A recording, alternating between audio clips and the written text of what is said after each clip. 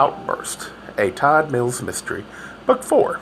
Author, R.D. Zimmerman. Publisher, Scribble Pub, Minneapolis, Minnesota, 1998. Narrator, Eric Ost. Chapter 4.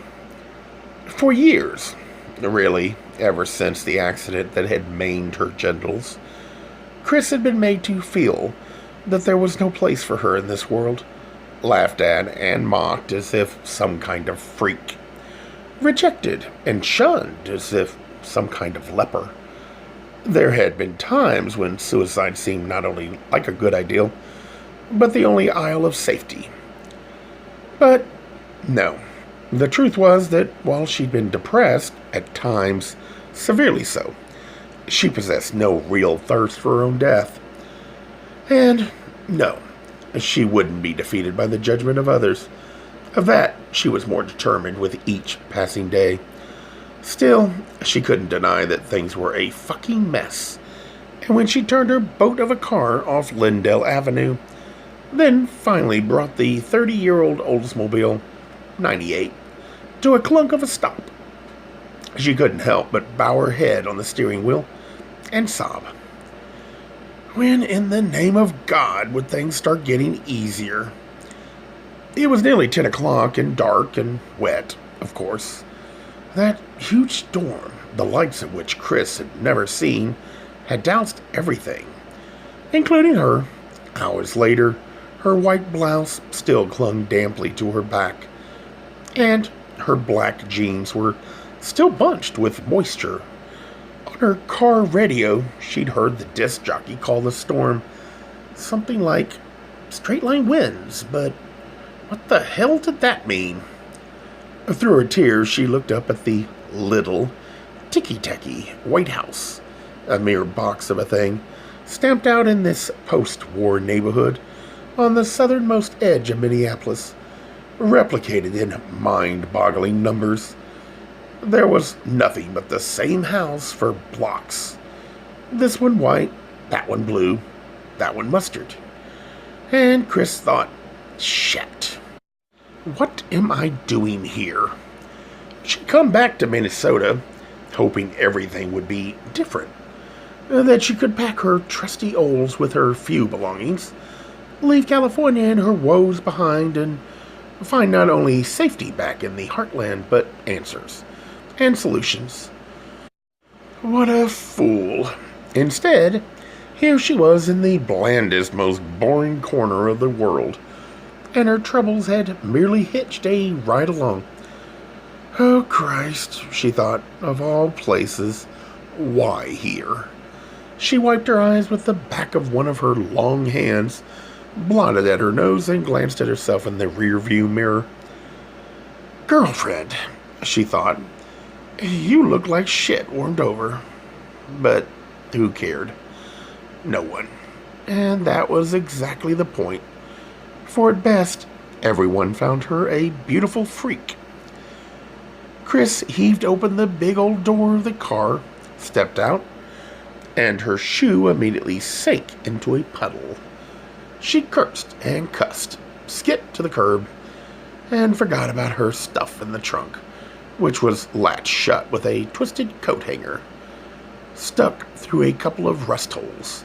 As she climbed the wall and approached the front door, she heard a television and voices, little ones, all of them blaring away. Crap. She'd hoped they'd all be in bed by now. God only knew they should be.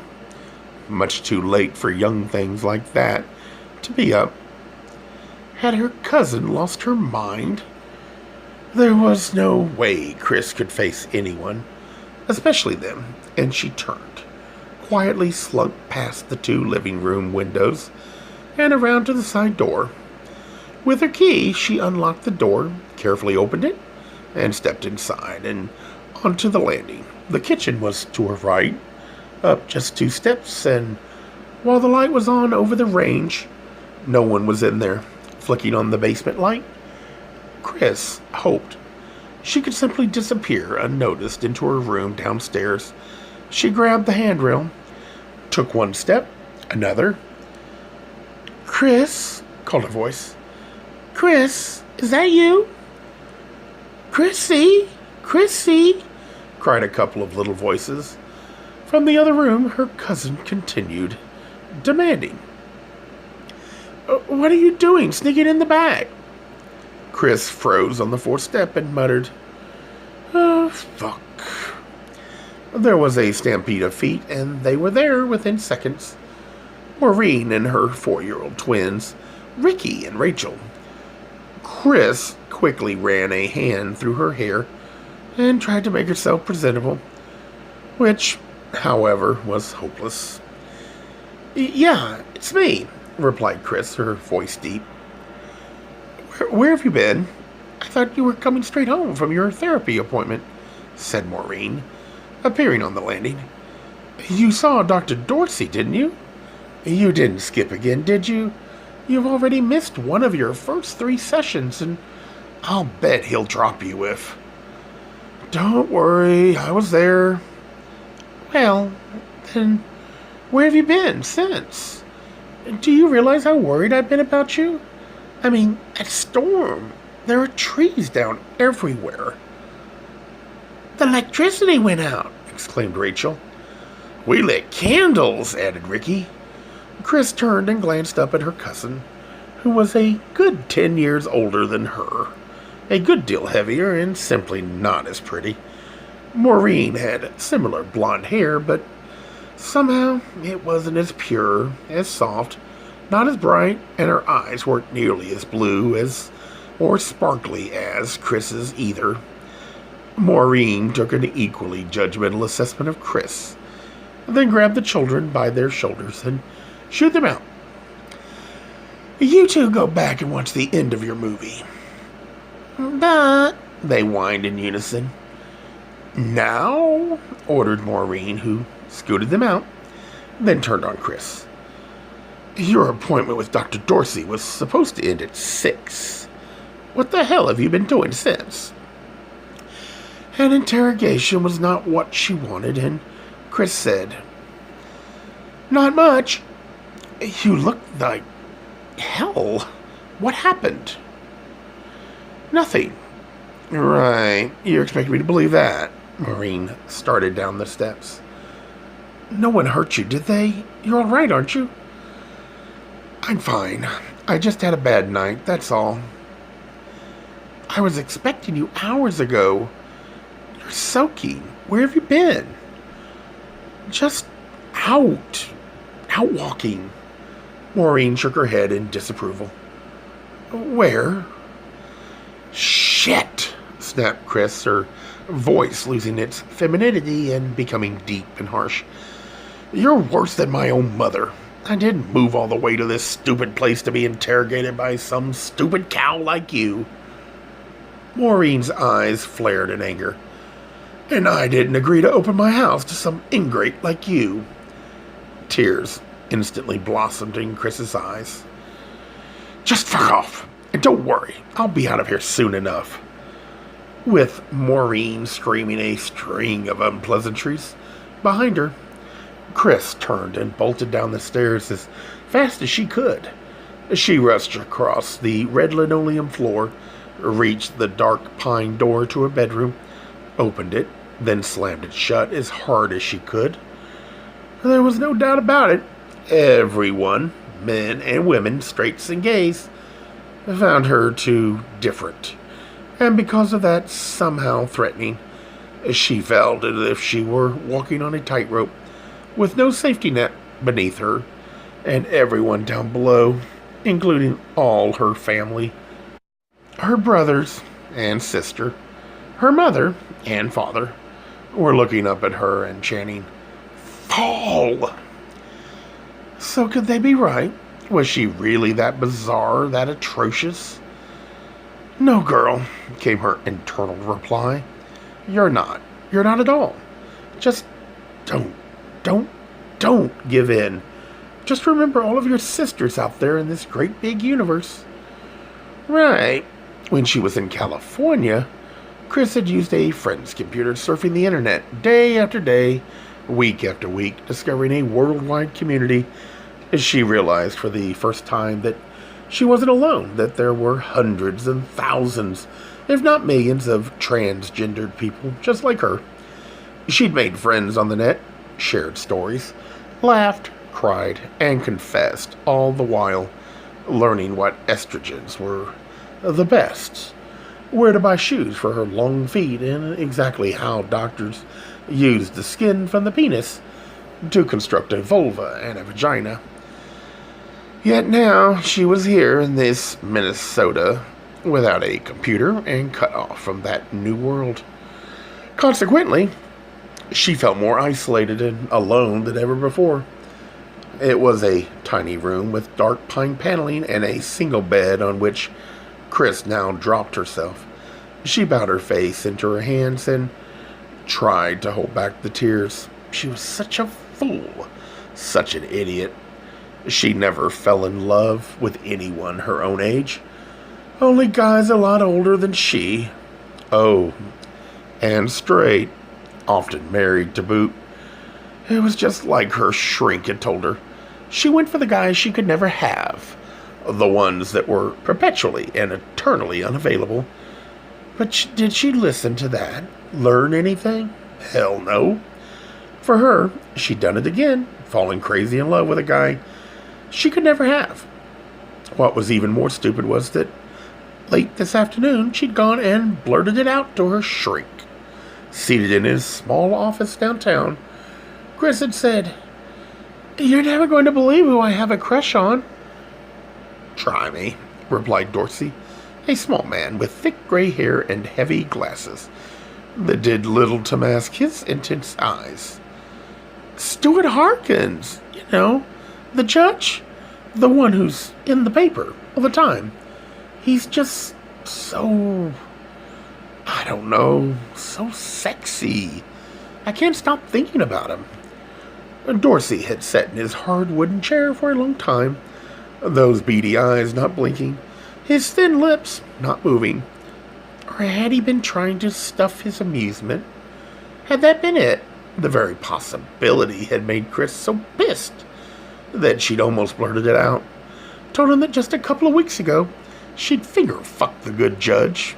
But then Dorsey had muttered his usual non-judgmental, non-indicative grunt, saying only, and Chris had tapped every bit of her considerable will to be silent, because, no, she guessed Dorsey wouldn't have believed her. At best, he'd just chalk it up as another of her fantasies, all too many of which focused on so-called straight-acting, straight-appearing, fatherly types. Could she help it if she just wanted a good lay from a solid hunk? Blinding her eyes, Chris pushed herself to her feet, then crossed to the small half-bed, a tiny room packed into one corner of her bedroom.